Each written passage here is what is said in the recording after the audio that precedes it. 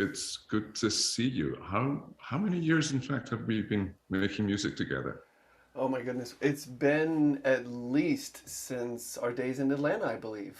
We're always thrilled to have you in any capacity, quite frankly, at the Grand Teton Music Festival. But this year, in 2022, we'll be featuring you as a soloist. Perhaps you'd speak a little bit about this is the John Williams trumpet concerto and your experience both with the work, but of course, most importantly, with the composer himself. Everybody knows this iconic composer so well. It's a challenge for, does the listener instantly see John Williams trumpet and think Indiana Jones or Superman or something, I thought of Star Wars, actually. Star Wars, right, of course.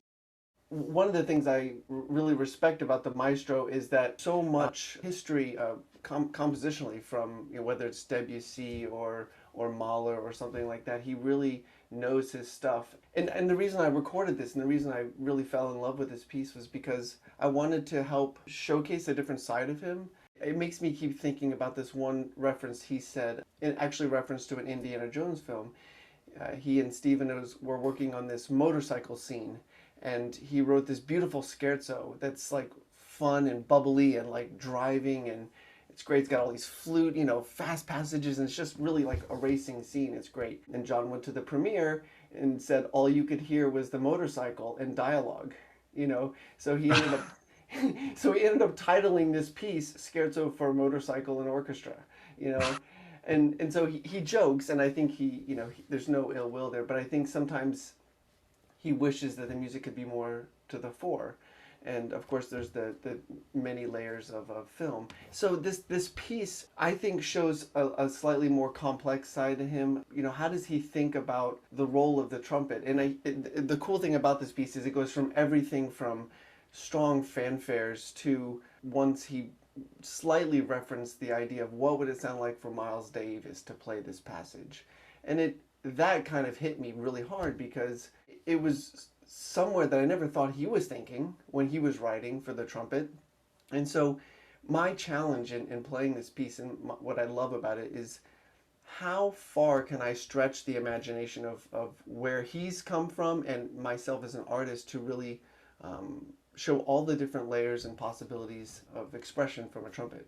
The unique sides of being the soloist in this sort of work is that you can genuinely have a dialogue with the composer because the composer is alive. I poked John, I was like, can you give me some ideas? What were you thinking? What was the inspiration? And it really came down to a few small things. And I wonder if he, I don't know if he doesn't want to write the script for it or if he doesn't want to pigeonhole it in any way. I have that feeling of like, which I wasn't expecting to get from him in this process of recording this and learning this piece, was this is more of a blank slate in terms of what's possible rather than this is how I want it to go. Or like, look to this artist because I wrote it for that. I don't get that sense. And in a way, it was scary because it was like, oh my gosh, all of this is the responsibility of me this time. The fact that you are soloist is a testament just how great the orchestra is. The Grand Teton Music Festival, whether it's a Rolls Royce or it's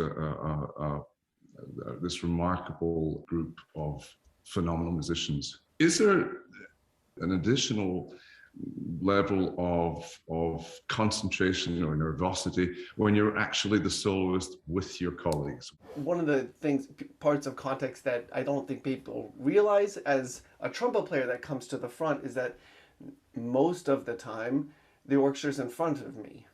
I don't get the full sonic experience of what 80 to 100 people sounds like. When you get up to the front and you feel this massive, and for this concerto, it's a big orchestra. Each section has like solely 2D sections.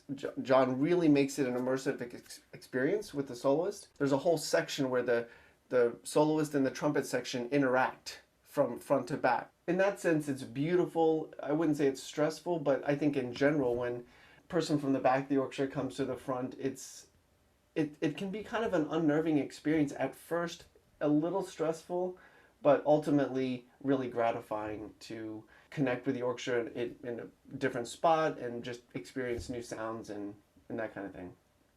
Well, you most certainly are unlikely to be told to drag, or perhaps you will be, because sitting so far away normally from the conductor, you must have to be factoring in just how you react to a beat, and all of a sudden you're in the conductor's lap, so to speak. It's like getting into a new car, and you somehow have intuitive reactions to accelerators and brakes. Is there something there?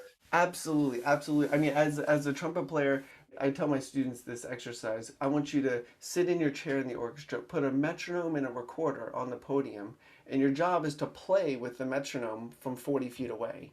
And so you develop this idea of, how do I project the sound and make sure that my timing hits the podium with the first violins. But then the reverse is also true, is that the people in the front desk, the violins and all the strings, they know that there's a delay, so they tend to have a delay.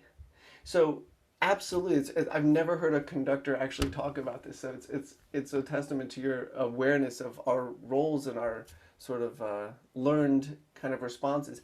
Absolutely, for me as a principal sitting up at the front, I have to add a degree of chill.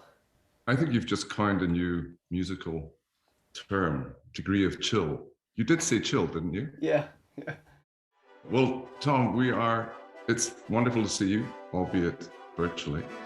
All the very best, and we are thrilled and very proud to be featuring you in the concerto in the summer season of the Grand Teton Music Festival. Cannot wait. All the best, Tom. Thanks so much for joining us. Thank you, Donald. I can't wait to see you.